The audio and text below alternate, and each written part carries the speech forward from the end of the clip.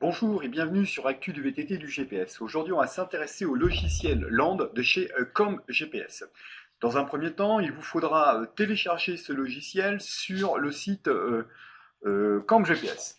Pour télécharger ce logiciel, eh bien, vous aurez trois solutions qui vous est proposées. Soit vous êtes un nouvel acquéreur d'un produit de chez ComGPS et il vous sera proposé à mi-tarif, soit il vous en coûtera 90 euros, ou éventuellement, vous pouvez toujours démarrer avec la version d'évaluation.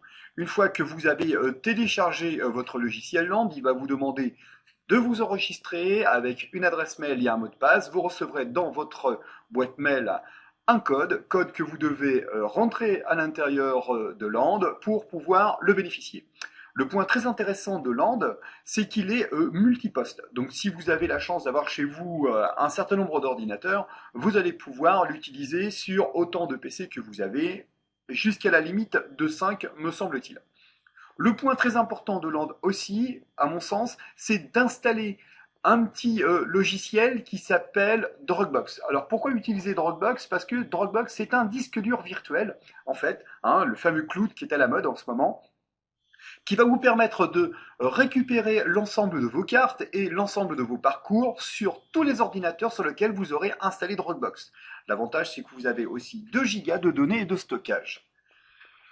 Le point très important sur Land, c'est en fait la communication, puisque de Land, on va finalement pouvoir tout faire, c'est-à-dire aussi bien faire de la gestion de cartes, de la fabrication de parcours, mais également de pouvoir acheter des choses en passant directement dans le logiciel.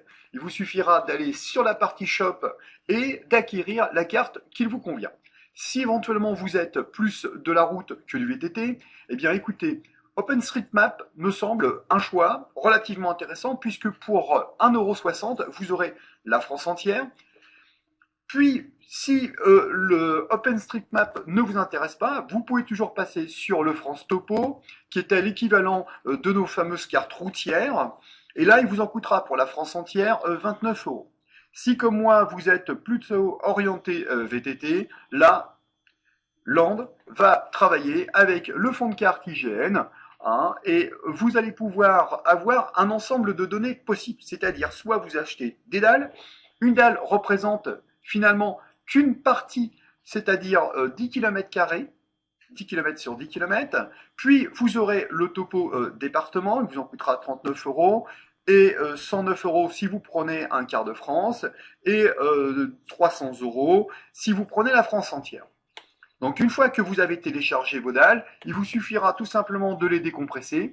Éventuellement, moi je vous invite, c'est à les déposer dans le logiciel Dropbox. Et une fois que c'est ici, eh bien la fusion se fera après chaque ouverture. Alors, comment se passe tout un land? Eh bien, nous avons comme tout élément une arborescence sur le côté gauche et la visualisation sur le plein écran. Sachez que vous pouvez éventuellement passer en plein écran. Il vous suffira de recliquer sur l'arborescence pour récupérer l'ensemble de vos données. Vous pourrez donc gérer vos photos rattachées à des parcours, vos fonds de carte, tels que vous le voyez ici, vos tracés, on va s'y intéresser tout de suite, vos waypoints, vos autoroutes, la navigation, le profil, mais aussi, donc, comme GPS, votre GPS, puisqu'on va voir que l'outil et le dialogue est véritablement simple, et une bande de données rattachée à des sites internet. Et vous allez voir que là, la navigation et l'utilisation est véritablement simplissime. Vous pouvez, si vous le souhaitez, obtenir une miniature qui va vous permettre de naviguer dans le département ou sur les dalles que vous aurez préalablement achetées.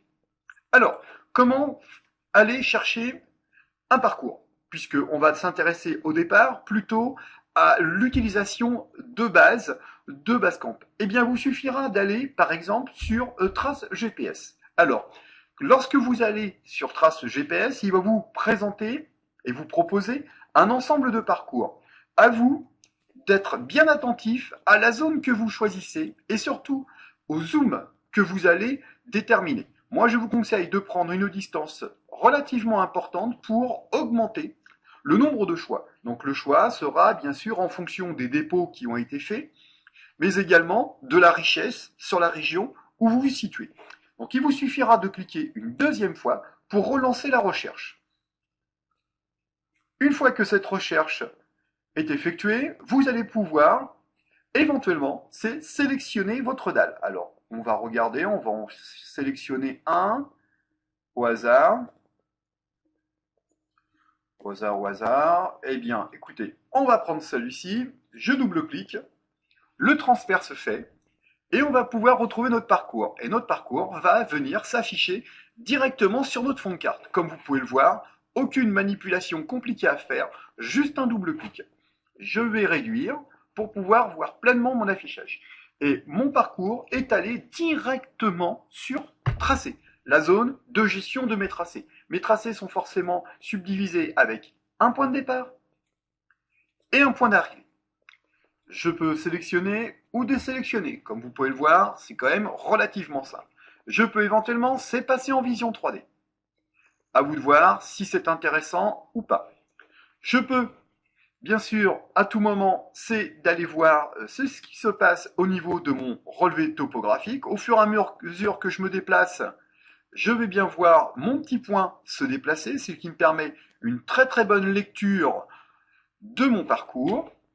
Puis, en même temps, ce que je vais pouvoir faire tout de suite, c'est envoyer mon tracé à l'intérieur de mon GPS. Et bien, pour ceci, la manipulation, de nouveau, est très très simple.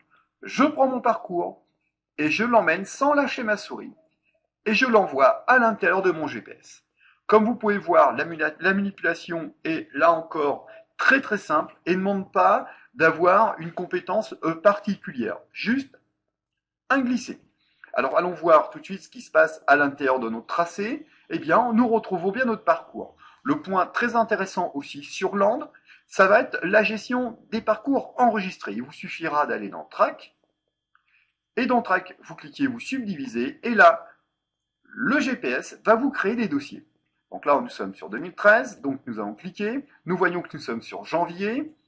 Et je subdivise, et lorsque je subdivise, je vois que à chaque fois que j'utiliserai mon GPS, le Sportiva par exemple, eh bien un dossier est créé dans lequel je vais retrouver l'ensemble de mes parcours. Écoutez, dans cette première présentation du logiciel Land, comme vous pouvez le voir, la manipulation est très très simple. Alors au niveau des dalles, par exemple, pour ce parcours-là qui fait une distance de 60 km, eh bien, il vous faudra tout de même utiliser 6 dalles.